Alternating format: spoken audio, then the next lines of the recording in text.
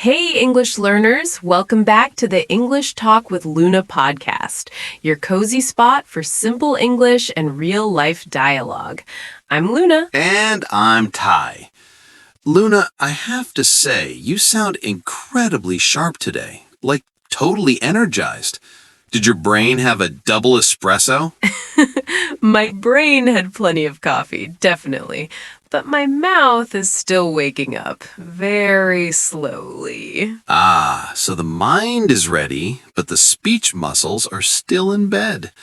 That is a classic English learner dilemma. Yeah, honestly, that's true for many of our listeners, too. Their brain understands everything in English, but their mouth is like, no thanks. I'm shy.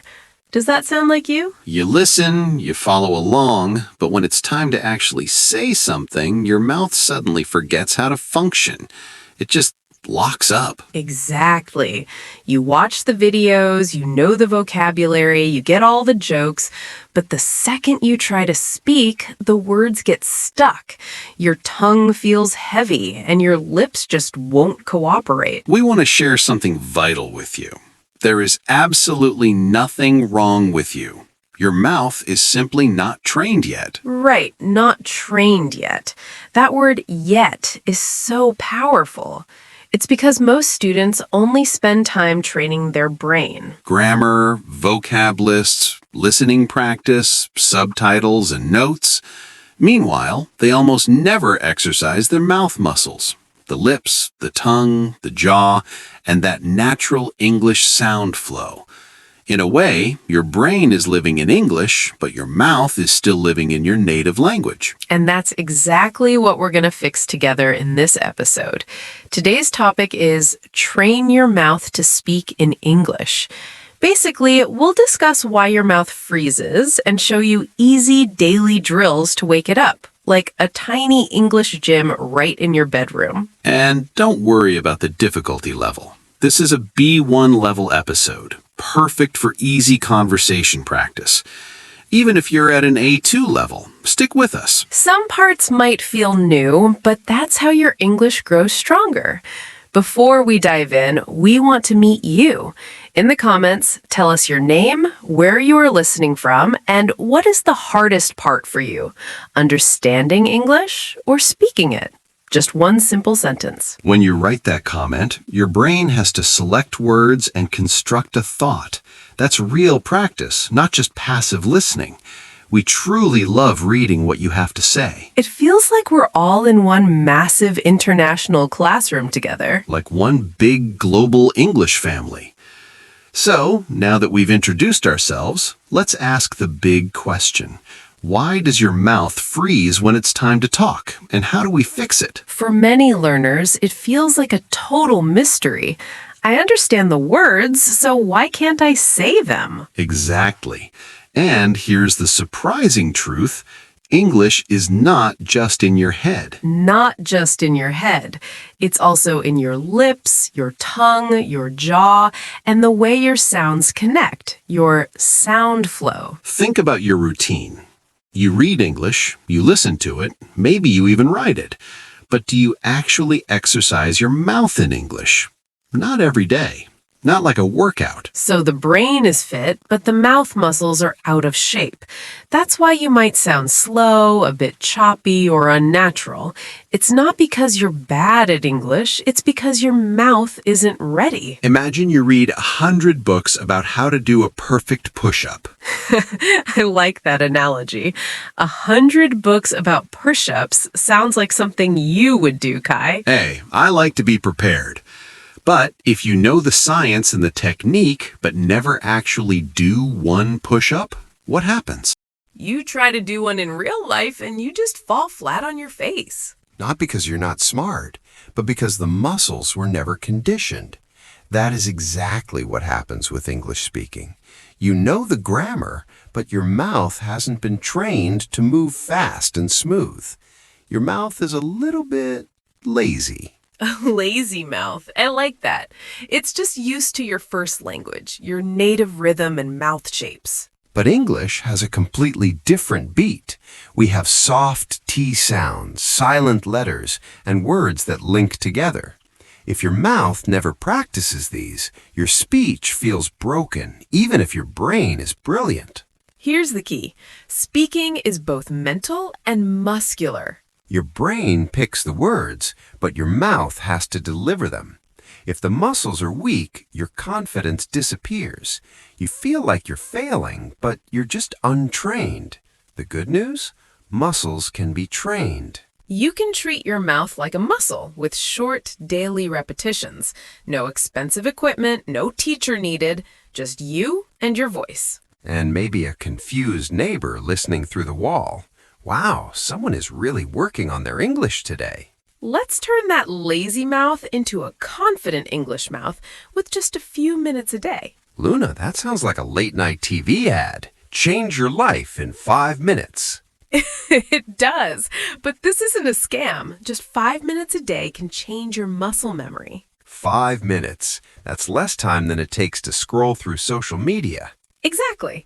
If you give those 5 minutes to your mouth, your English will sound different in 30 days because reading is knowledge, but speaking is movement. Reading is knowledge, speaking is movement. I'm stealing that line.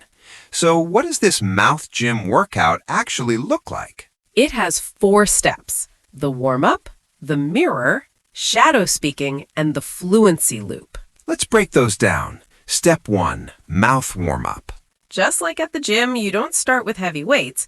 You loosen the jaw, lips, and tongue. It takes 60 seconds. Do we just make funny faces? Pretty much.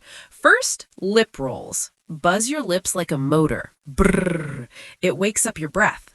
Second, tongue stretches. Push your tongue out and pull it back. Third, jaw loosening.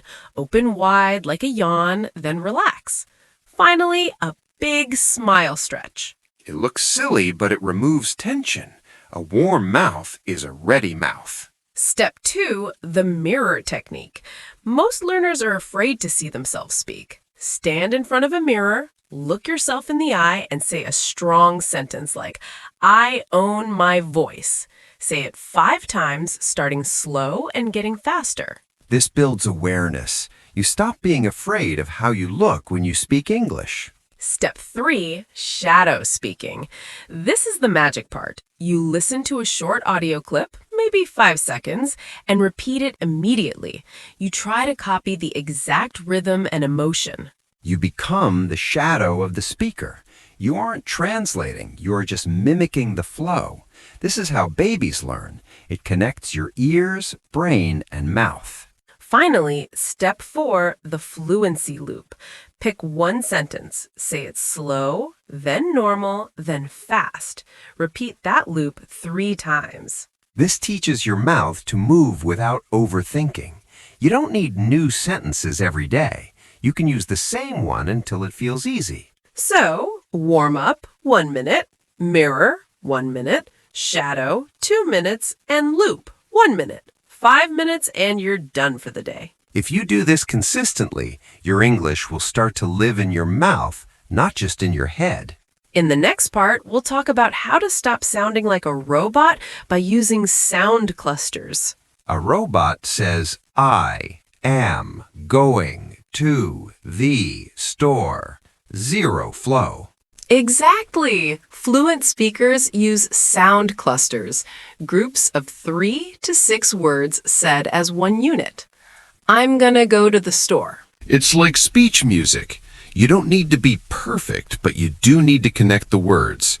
Try picking 3 clusters like "let me know" or "wanna see it" and say them like a little song.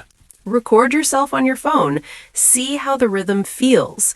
This makes you sound natural and relaxed. But Luna, what if the brain is still scared? Even a trained mouth will shake if the pilot is nervous. That's true. Your brain is the pilot and your mouth is the plane. We have to train the mindset too. Speak with emotion, not just accuracy. People don't remember your grammar, they remember your energy. Try saying, "I'm happy to be here" in different moods: excited, angry, funny. It makes the brain forget to be afraid of mistakes. Use mental shortcuts. Don't translate. Connect the English phrase, let's catch up, directly to the feeling of seeing a friend. No native language involved. And finally, use your whole body. Stand up, use your hands, change your posture. When your body moves, your confidence grows. We've given you the tools. Now it's about the truth. You aren't bad at English. You're just a passive learner.